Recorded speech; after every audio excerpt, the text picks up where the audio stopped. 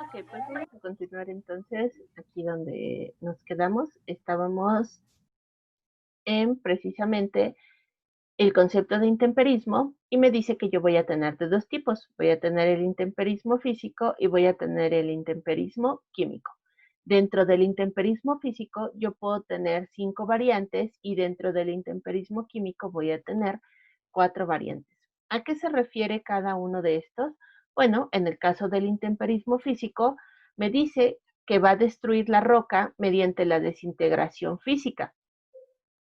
Siempre que yo hable de un cambio físico o que hable de una característica física, se refiere básicamente a su cambio de forma, pero no a su cambio de la materia que lo está componiendo. Cuando yo hablo de un cambio químico, siempre me habla de la alteración de su composición a un nivel molecular.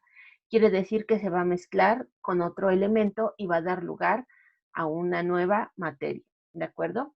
Entonces nos dice lo siguiente en el intemperismo físico, es decir, rompe la roca en tamaños cada vez más pequeños, pero sin afectar apreciablemente su composición. Da origen a materiales producto del rompimiento de la roca madre en fragmentos, desde boleos hasta partículas muy pequeñas. ¿Qué puede ocasionar el intemperismo físico? Bueno, pues precisamente el intemperismo físico puede estar ocasionado por los siguientes elementos: cambios de temperatura, fragmentación por hielo, actividad biológica, alivio del esfuerzo o la gravedad misma. ¿A qué me refiero con esto? Que yo puedo tener una roca muy grande y de pronto por acción y efecto del intemperismo, esta roca se puede ir fragmentando en pedacitos cada vez más pequeños y cada vez más pequeños. Y esto finalmente me va a dar origen ¿a qué? A diferentes materiales. Yo puedo tener, por ejemplo, aquí ya algo que se llame grava y aquí puedo tener algo que se llame arena. ¿De acuerdo? Entonces, ¿qué ocasiona esto? Estos factores que yo tengo en la parte de acá. Cambios de temperatura. Los cambios de temperatura bruscos de frío a caliente, generalmente, ¿qué es lo que va a ocasionar? La fragmentación de las piedras, precisamente. La fragmentación por hielo. Bueno, cuando los suelos están sometidos a efectos del hielo, precisamente van a comenzar a agrietarse. No sé si alguno de ustedes tiene familia que se dedique a sembrar o ustedes mismos en algún momento les ha tocado estar en los campos de cultivo, precisamente cuando empiezan a caer las primeras heladas del año. No sé si han notado qué le sucede a la superficie del suelo. ¿Alguien ha visto alguna vez qué le pasa al suelo en la época en la que empieza a helar? Se agrieta. Se agrieta, exactamente. ¿Por qué? Porque el hielo, lo que sucede con el agua, bueno, traduzco otra vez.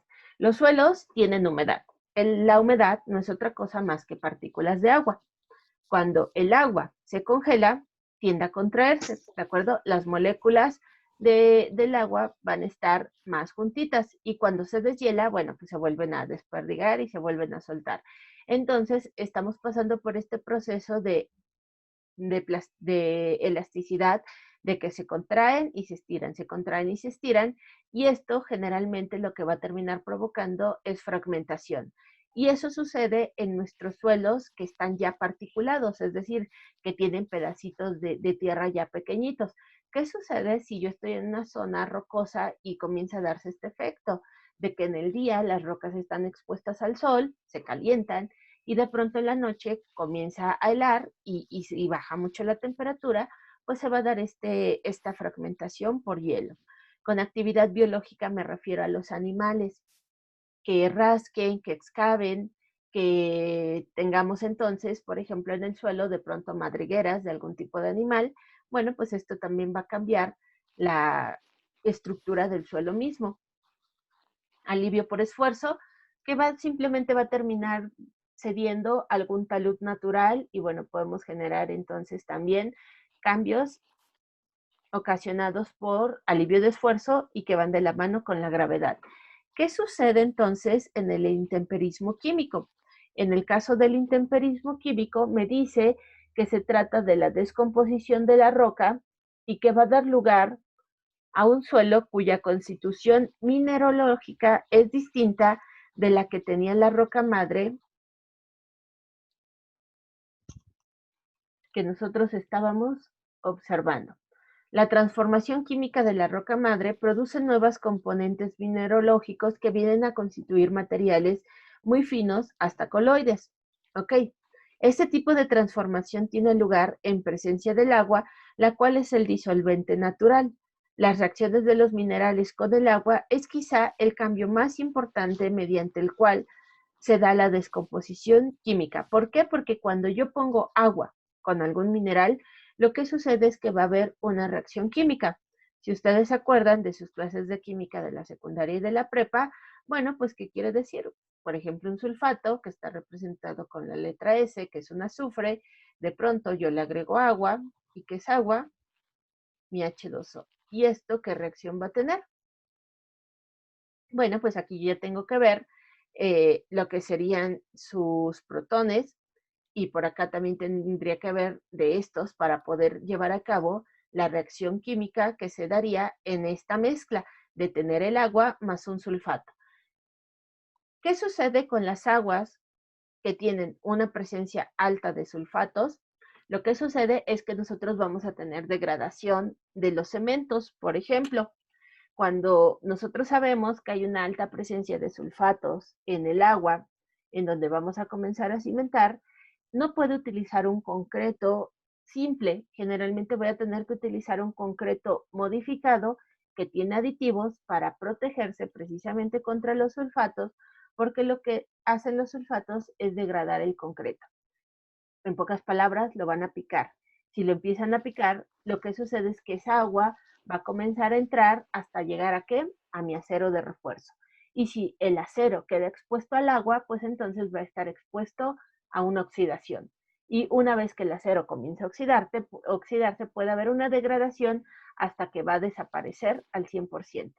Entonces, generalmente lo que se vuelve el elemento más importante dentro del intemperismo químico es el agua y cómo va a reaccionar con los diferentes elementos que existen en el suelo, qué tipo de reacciones puede tener y cómo eso puede cambiar mi composición química del suelo.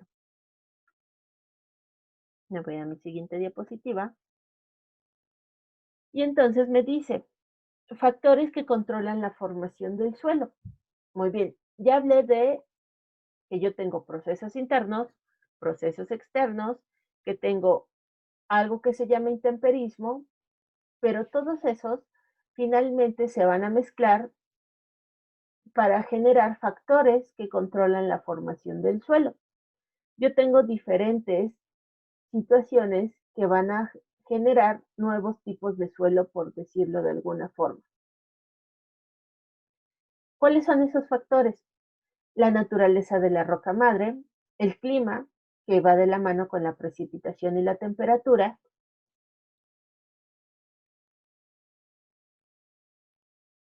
la biota, que hace referencia a organismos vivientes, vegetación y animales, la topografía, que tiene que ver con los taludes, y el tiempo, que está haciendo alusión a periodos de exposición. Muy bien. Si empiezo entonces en la parte de hasta acá, donde me habla de la roca, pues entonces me está hablando en principio de qué? De la fuente de materia mineral meteorizada. Es decir, mi roca que está en la superficie terrestre, yo aquí tengo una roca, y esta roca está ahí, sin ningún tipo de afectación. Pero en cuanto se empieza a mezclar con alguno de los factores que habíamos analizado anteriormente, pues esta roca puede comenzar a ¿qué? A fragmentarse, ¿de acuerdo? Muy bien. ¿Cuál sería mi segunda formación del suelo? La ocasionada por el clima, principalmente por precipitación y temperatura, y me dice lo siguiente: determina si predominará el intemperismo físico o el intemperismo químico. Entonces, en pocas palabras, el clima este que está aquí es el que me va a ayudar a definir cuál de los dos que están acá es el que va a tener mayor acción sobre quién, sobre mi roca madre. La biota o mis organismos vivos, que se refiere a las plantas, a los animales que proporcionan materia orgánica, la cual, al descomponerse, inducen la formación de ácidos orgánicos, es decir, esta roca ya se fragmentó por alguno de estos tipos de intemperismo y se va a mezclar entonces con la biota, que me está hablando de la presencia de estos organismos vivos y estos organismos vivos van a dar origen a ácidos orgánicos que van a terminar ¿qué? Modificando la topografía. ¿Por qué? Porque pueden dar orígenes a diferentes formaciones de la Tierra. En pocas palabras, estoy hablando de taludes. El relieve del terreno influye en la descomposición química del suelo. ¿Por qué? Pues porque si yo tengo una pendiente y luego tengo aquí una depresión y luego tengo una meseta, ¿qué pasa si empieza a llover? Pues cada que empieza a llover, ¿qué va a pasar con el agua? Va a escurrirse por esas pendientes, va a tener una acumulación en las zonas bajas y entonces, ¿qué quiere decir eso? Que esta parte del suelo que tenemos aquí, esta zona de acá, va a estar expuesta ¿qué? Al agua. Y entonces siempre vamos a tener ¿qué? Pues una mezcla precisamente de estos materiales. Y ya quedamos que uno de los agentes que va a modificar químicamente a mi suelo, ¿quién es? La presencia del agua, ¿de acuerdo? Por último, me habla del tiempo, periodos de exposición. La naturaleza del suelo se ve influenciada por la duración de los procesos que han estado actuando en él. Muy bien, yo hablaba de que llueve.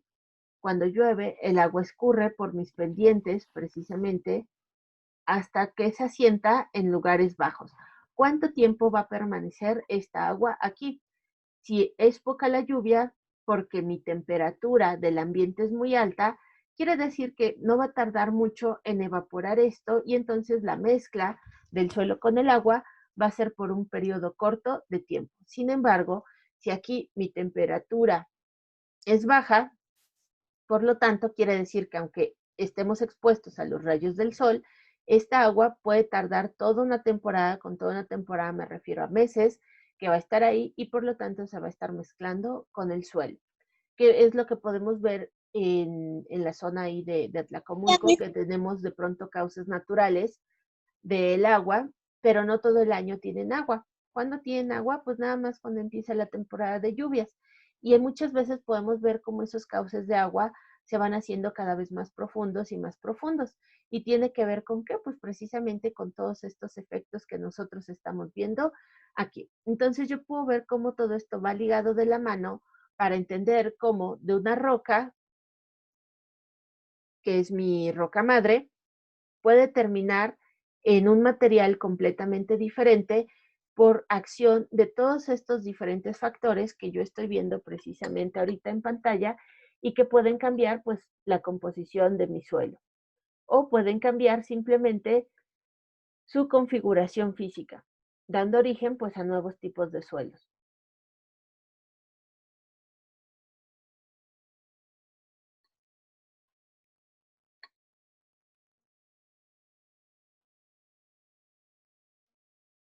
Y bueno, todo esto va a dar origen a esto que yo hablaba hace un momento, de las capitas del suelo, ¿de acuerdo? Estas capitas del suelo ya habíamos quedado que eran mejor conocidas como estratigrafías. Muy bien. La estratigrafía me va a dar origen entonces a algo que comúnmente se conoce como perfil del suelo.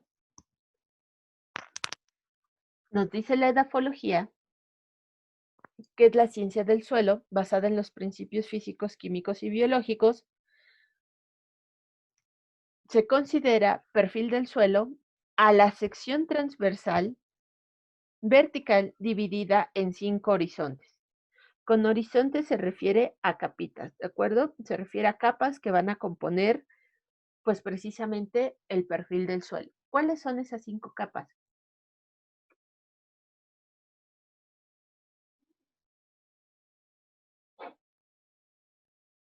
las vamos a encontrar denominadas por letras, ¿de acuerdo? Bueno, pues entonces estas 5 capas son las siguientes. Con la letra O del horizonte orgánico, precisamente, me dice que se refiere a la parte superficial que está compuesta por materia completamente orgánica, hojas, plantas descompuestas llamadas humus. Entonces, toda esta parte que yo tengo aquí,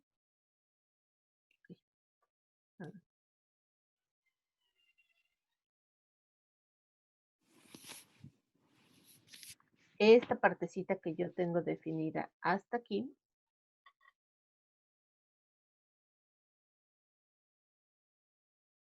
se convierte en mi horizonte orgánico, que es donde precisamente pues, crecen las raíces de las plantas. Puedo encontrar seguramente aquí muchos animalitos, desde gusanos, insectos, madrigueras de algún tipo de mamíferos o reptiles. Y bueno, precisamente pues todos esos animales necesitan alimentarse, necesitan eh, pasar por su proceso de desechos orgánicos y todo eso va a mezclarse con el suelo. A ese horizonte se le conoce entonces también como humus, horizonte orgánico, y lo vamos a encontrar denominado por la letra O. El siguiente, que lo identifica la letra A, se le conoce como zona de luviación o arrastre de materiales. Se produce lavado y transformado de minerales. A este se le conoce como zona de lixiviación. Con eluviación o arrastre de materiales se refiere a que este suelo generalmente lo que hace es filtrar. Por eso se le conoce como zona de arrastre. ¿Por qué? Porque el agua, cuando llueve y comienza a infiltrarse al suelo, bueno, pues toda esta parte, esta capa siempre va a estar húmeda, siempre, siempre, siempre. Va a permitir precisamente que el agua de lluvia comience a filtrarse precisamente a través de sus diferentes partículas y a esa capa que permite la filtración del agua se le conoce como horizonte de lixiviación y lo identifica la letra A. ¿Qué sucede en la siguiente capa? En la siguiente capa generalmente lo que va a suceder es que se empieza a acumular esa agua. En esta zona es donde yo puedo encontrar generalmente este pedacito.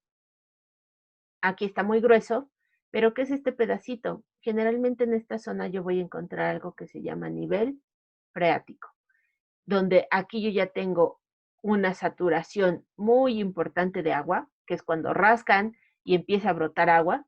Seguramente más de uno de ustedes lo ha visto cuando están excavando para cimentaciones.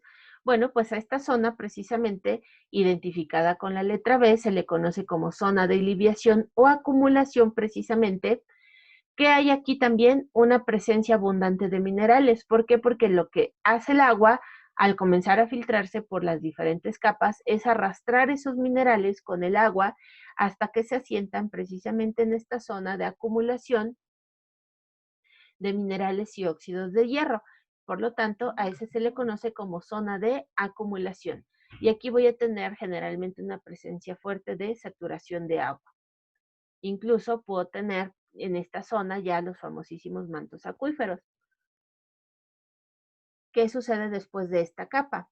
Viene la zona C, conocido como zona de transición.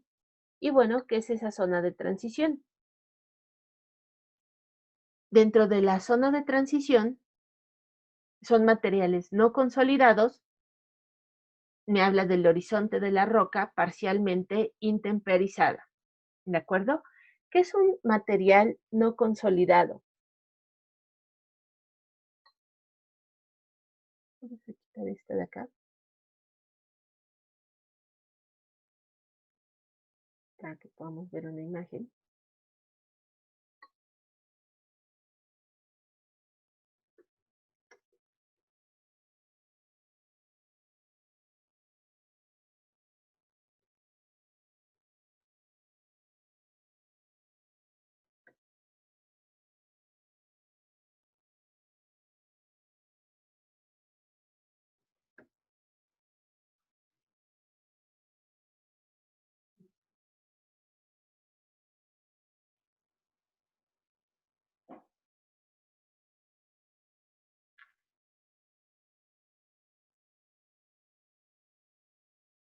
Permítanme.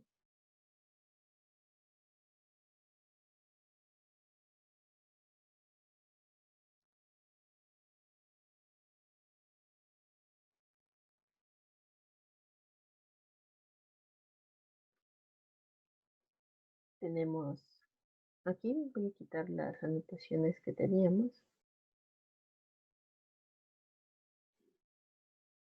Bueno, pues aquí tengo una pendiente o una ladera donde puedo ver su estratigrafía precisamente o sus diferentes capas. ¿Qué es el material no consolidado? Bueno, pues el material no consolidado básicamente está haciendo referencia a arenas y arcillas que ya son parte del suelo, pero lo que son las partículas más pequeñas. La grava todavía podrían ser rocas. Acuérdense que la grava, pues nosotros incluso la podemos clasificar por diámetros, todavía en centímetros. Generalmente las arenas ya vienen clasificadas sí en diámetros, pero de milímetros, es decir, ya estoy hablando de partículas pequeñas. Si yo hablo entonces de arcillas, estoy hablando todavía de partículas más pequeñas y entonces estos elementos, como las arenas y como las arcillas, son elementos de ser susceptibles de la erosión. Es decir, cuando llueve van a ser arrastrados y pueden mezclarse nuevamente. Por lo tanto, son elementos que están en constante, le voy a llamar combinación con otros elementos. Por tanto, un material no consolidado es un material suelto, ¿de acuerdo? Hablo de las que ya forman parte de las partículas más pequeñas. Y bueno, me queda el último. La zona C, que son mis zonas de transición, mis materiales no consolidados, se conoce también como horizonte de roca parcialmente intemperizada. ¿Qué es una roca parcialmente intemperizada? ¿Qué es intemperizado?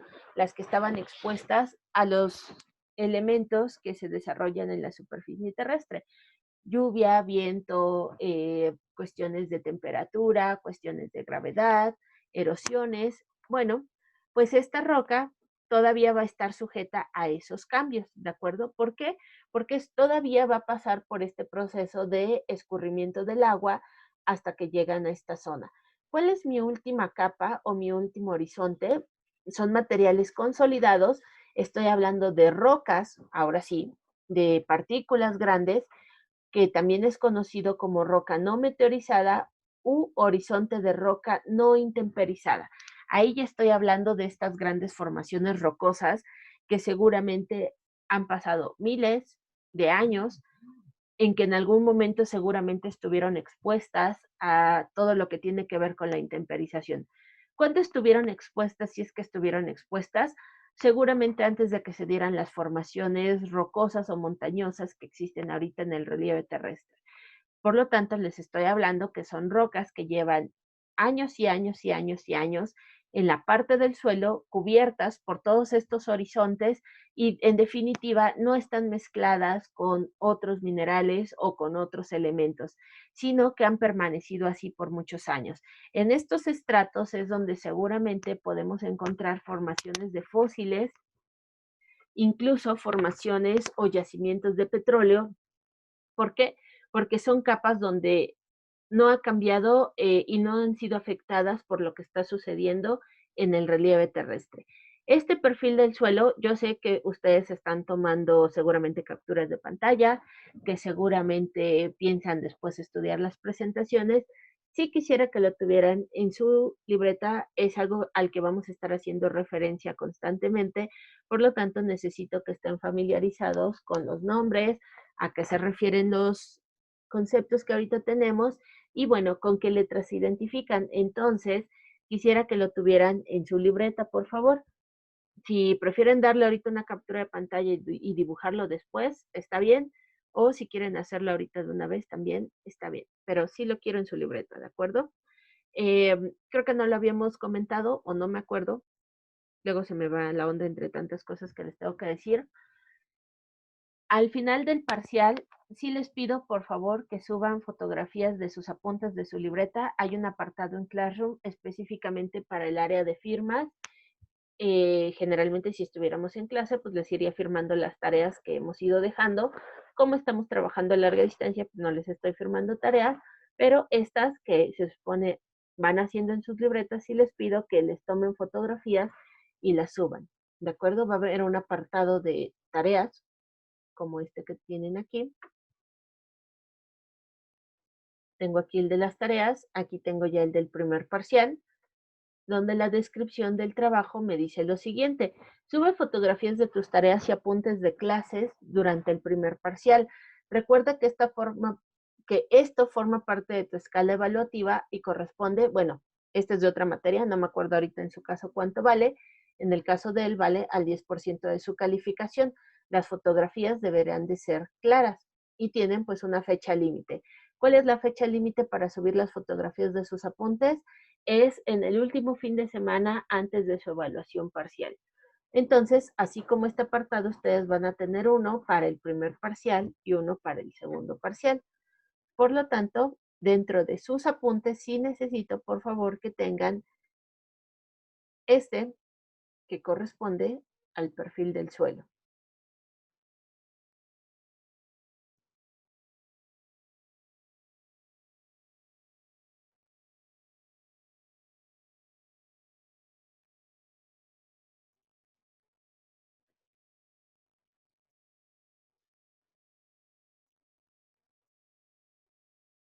¿Dudas? Entonces va a crear el apartado para tareas después en el Sí, Classroom.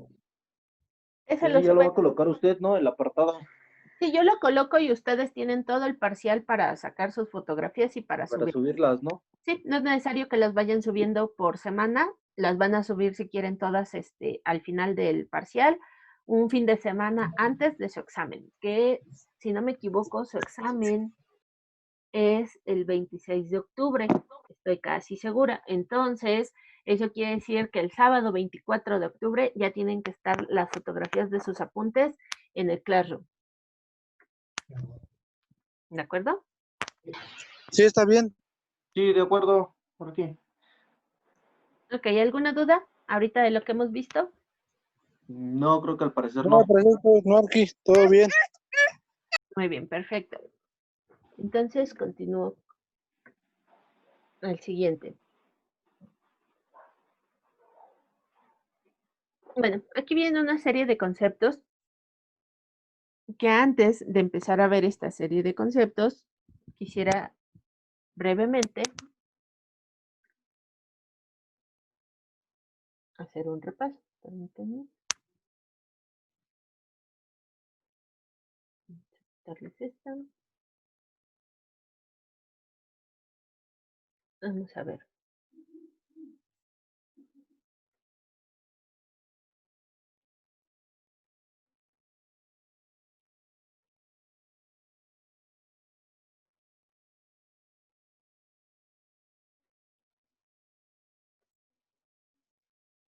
Términos que ahorita hemos estado utilizando y bueno, necesito saber qué tan familiarizados están con esos términos.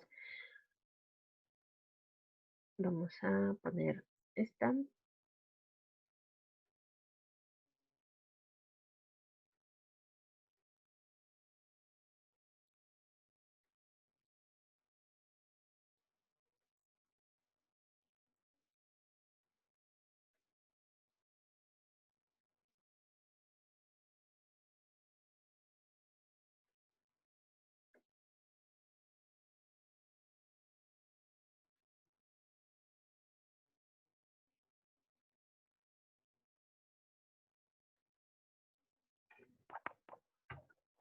Término número 1. Vamos a ver.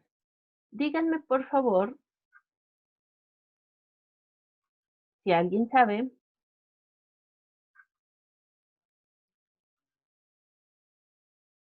a qué se refiere el nivel freático.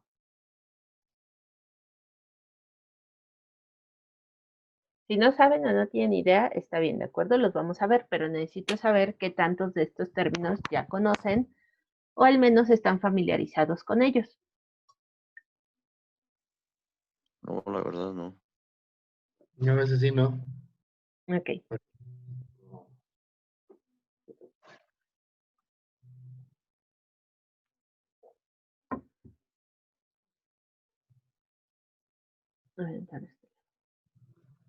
Con un suelo saturado. Ese que tiene bastante humedad ¿Ok? o agua o... Bueno, sí que tiene... Que tiene Está... agua o algo así. Voy a anotar las dos palabras porque son importantes y tienen que ver.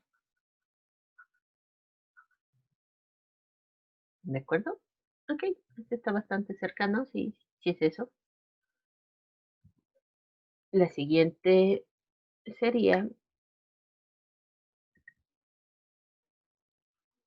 esta palabrita.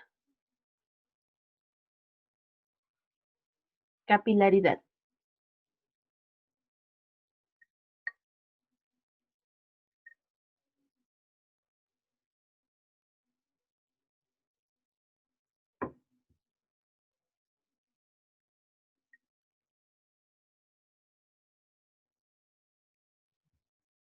Esa sí no me la sé. Esa sí no me la Capilar. sé. Ya, ya lo habíamos visto, pero no me acuerdo. Exactamente, estoy segura que ya la debieron de haber visto. Sí.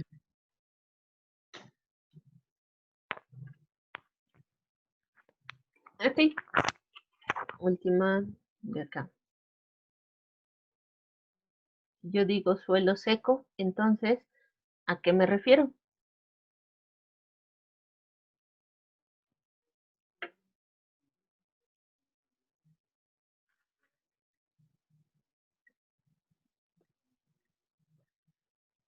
Que no tiene presencia de agua.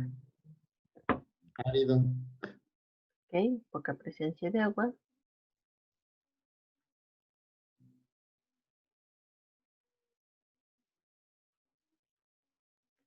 Vamos a ver entonces. Nivel freático. ¿Qué es el nivel freático entonces? Bueno, em, nosotros tenemos que entender que la gravedad de la Tierra va a tener efectos importantes en todo lo que tiene que ver con la construcción, ¿de acuerdo? Y con la construcción me refiero a de que cuando yo quiero levantar una estructura, la que yo quiera, siempre voy a tener efectos que yo voy a tratar de contrarrestar. ¿Cuáles son esos efectos? Pues que no se caiga mi estructura. ¿Y por qué se cae la estructura? Por el efecto que tiene la gravedad sobre esto. Dentro de otro de los efectos importantes que yo debo de considerar, además de la gravedad, que se representa con la letra G, yo siempre debo de tomar en cuenta algo que se llama presión atmosférica, ¿de acuerdo? ¿Alguien tiene idea qué es la presión atmosférica?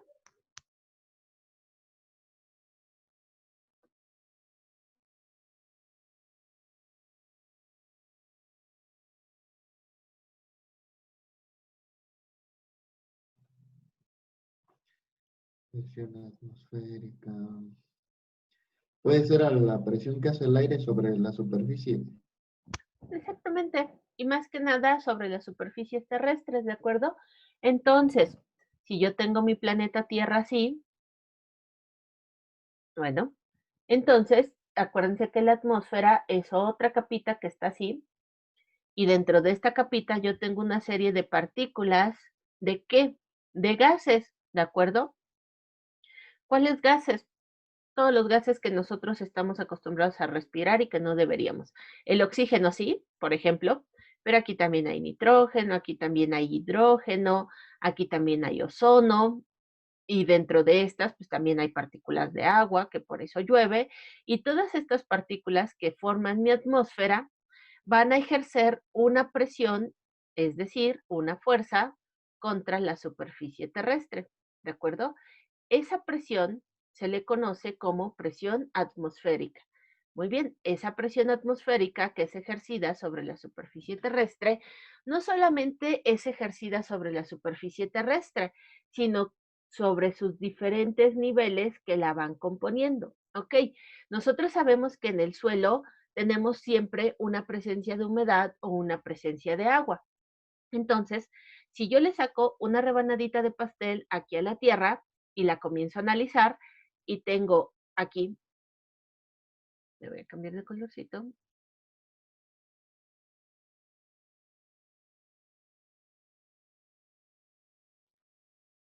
Entonces, yo tengo aquí mi Tierra o mi superficie terrestre con sus diferentes capas y con sus diferentes niveles, y yo sé que en algún nivel voy a tener agua, ¿de acuerdo? En algún momento del suelo voy a tener una presencia del agua.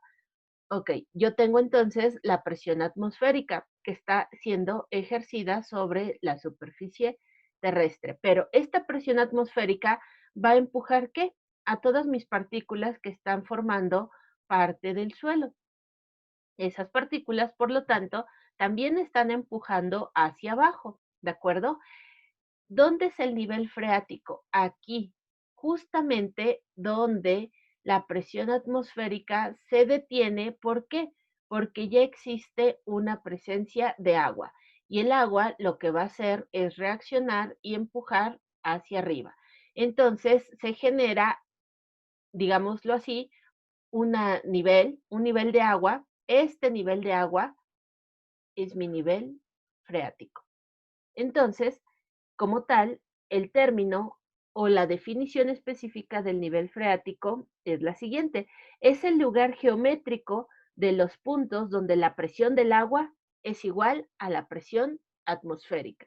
Me queda un minuto de llamada. Quisiera 5 minutitos más para terminar de ver estos 4 conceptos, ¿de acuerdo? Entonces, por favor, nos volvemos a conectar a Zoom.